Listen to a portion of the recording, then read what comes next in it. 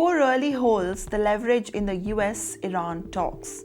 Washington, Tehran, or a third power quietly stepping into the center of the crisis?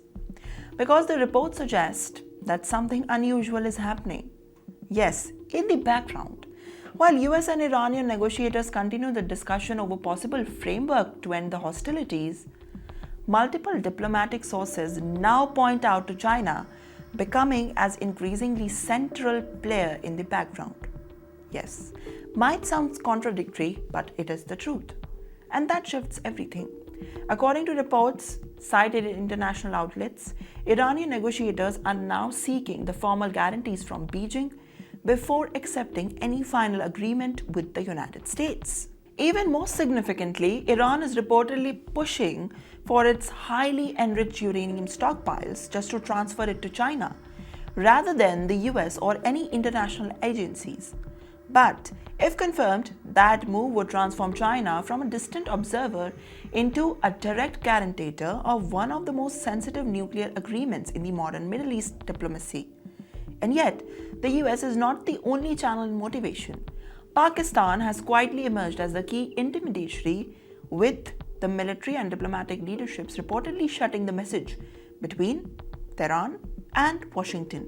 Officials, including Pakistani's army chief, are set to be engaged in the high-level visitors part of ongoing crisis mediation. But the diplomatic web does not stop there. Qatar is also reportedly involved, hosting a parallel discussion with Iranian leadership. And at the same time, Iranian officials continue to stress that the major gaps remain with the United States and no final agreement is so close, at least for now. Well, this is not just straightforward negotiation anymore. Behind the ceasefire discussions, it lies a far more complex blueprint reportedly linked to Chinese blockade proposal, especially backed by it circulating through the regional diplomatic channels. Well, these ideas include reopening of the strategic shipping route like Strait of Hormuz and reducing the military tensions there, and even rethinking the security architecture of the Gulf.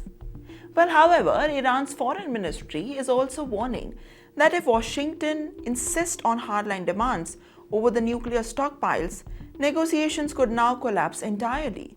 Officials say that earlier diplomatic efforts failed under the similar pressure.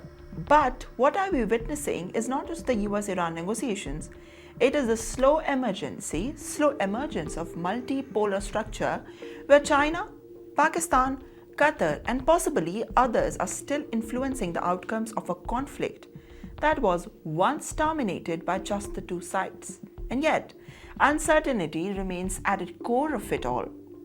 No deal has been finalized, no agreements have been confirmed, and with that, every actor involved is still testing the limits of influence. Because tonight, the real question is no longer just whether a deal happens, especially the deal happens. It is who ultimately defines the rule and the peace of the Middle East.